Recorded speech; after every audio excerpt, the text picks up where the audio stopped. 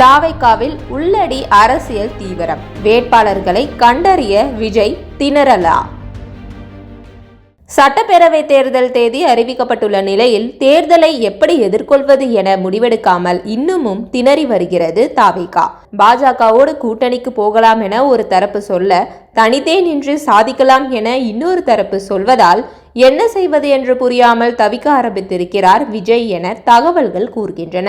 கட்சி ஆரம்பித்து மாநாடு போட்டு மக்கள் சந்திப்புகளை நடத்தி உற்சாகத்தோடு தான் இருந்தார் விஜய். 1977 எம்ஜிஆர் பின்னால் கூட்டணி கட்சிகள் அணிவகுத்தது போல தன்னோடும் பலரும் வருவார்கள் என்று நம்பினார். அதனால்தான் ஆட்சியில் பங்கு தருகிறோம் ஆசை வார்த்தைகளை சொல்லி தூண்டிலும் போட்டு பார்த்தார் விஜய். அவர் வருகிறார், கூடவே இவரும் வருகிறார் என்று சொல்லி விஜயை கனவு உலகத்தில் மிதக்க விட்டனர் சில நிர்வாகிகள். சில கட்சிகள் ஆரம்பத்தில் தாவைக்கா பக்கம் தூது விட்டதால் விஜய் தரப்பு இன்னும் குதூகலமானது. ஆனால் பிரதான கட்சிகளிடம் பேரம் பேசவே தன்னை பயன்படுத்துகின்றனர் என்பதை அப்போது விஜய் அறியவில்லை. இப்போது வரை எந்த கட்சியும் தாவைக்கா பக்கம் வரவில்லை. இன்னும் சசிகலாவும் ராமதாசும் தான் எந்த கூட்டணிக்கும் போகாமல் பாக்கி இருக்கிறார்கள். ஒருவேளை அவர்கள் விஜய் பக்கம் போகலாம், அவ்வளவுதான். இன்னொரு பக்கம் விஜயை தேசிய ஜனநாயக கூட்டணியில் கொண்டு வர கடுமையாக பாஜக முயற்சித்து வருகிறது. 40 தொகுதிகள், துணை முதல்வர் பதவி வரை விஜய்க்கு கொடுக்க என்டிஏ தரப்பு தயாராக உள்ளது.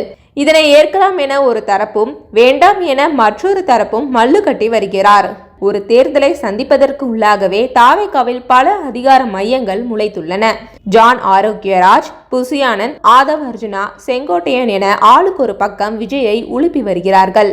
இவர்கள் தரப்பில் ஆளுக்கு ஒரு வேட்பாளர் பட்டியலையும் விஜயிடம் நீட்டியுள்ளனர். இதில் ஒருவர் சொல்லும் வேட்பாளரை பற்றி இன்னொரு நிர்வாகி விஜயிடம் எக்கச்சக்கமாக போட்டு கொடுக்கிறாராம்.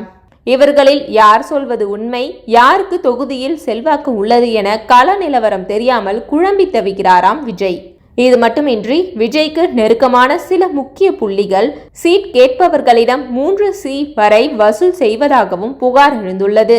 இதனால் விஜய் ரசிகர் மன்ற காலத்திலிருந்து உழைத்த பலரும் அந்த தொகையை கொடுக்க வழியின்றி விக்கித்து நிற்கின்றனர். தற்போது புதிதாக கட்சிக்கு வந்த பலரும் கரன்சியை கைமாற்றி சீட்டை உறுதி செய்துள்ளதாகவும் சொல்லப்படுகிறது. இதில் தொகுதிக்கே அறிமுகம் இல்லாத பலரும் சீட்டை உறுதி செய்துள்ளதால் நிர்வாகிகள் விரக்தியில் உள்ளதாகவும் தகவல் பரவுகிறது.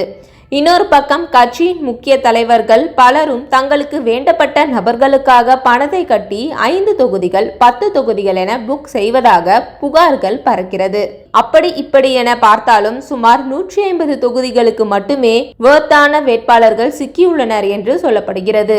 மற்ற தொகுதிகளை கடைசி நேரத்தில் வரும் கூட்டணி கட்சிகளிடம் தள்ளிவிட்டு விடலாம் என்ற நம்பிக்கையோடு இன்னமும் காத்திருக்கிறது தாவைக்கா. தேர்தல் தேதி அறிவிக்கப்பட்ட நிலையில் வேட்பாளர் தேர்விலும் கூட்டணி விவகாரத்திலும் இன்னமும் சிக்கல் நீடிக்க சில நிர்வாகிகள் தான் காரணம் என சொல்லப்படுகிறது. எந்த விஷயத்திலும் விஜய் ஒரு முடிவுக்கு வரும் நேரத்தில் முக்கிய நிர்வாகிகள் சிலர் புகுந்து தங்களுக்கு சாதகமாக அவரை குழப்பிவிட்டு விடுவதாகவும் மேலிடத்திலிருந்து தகவல்கள் கிடைக்கின்றன. வேட்புமனு தாக்கல் தொடங்க இன்னும் 1 வாரங்களே இருக்கும் நிலையில் வேட்பாளர்களையே இன்னும் முடிவு செய்யவில்லை என்றால் எப்போது பிரச்சாரத்துக்கு போவது, எப்போது மக்களை சந்திப்பது என்று நிர்வாகிகள் புலம்ப ஆரம்பித்துள்ளனர். விஜயின் முகம்தான் எங்கள் பிராண்ட், அது மட்டுமே போதும் என மலை போல தாவைக்கா நம்பிக்கொண்டிருக்கிறது. ஆனால் அந்த பிராண்ட் மட்டுமே வெற்றிக்கனியை பெற்று தருமா என்று நிர்வாகிகளை கேள்வி எழுப்ப ஆரம்பித்து விட்டனர்.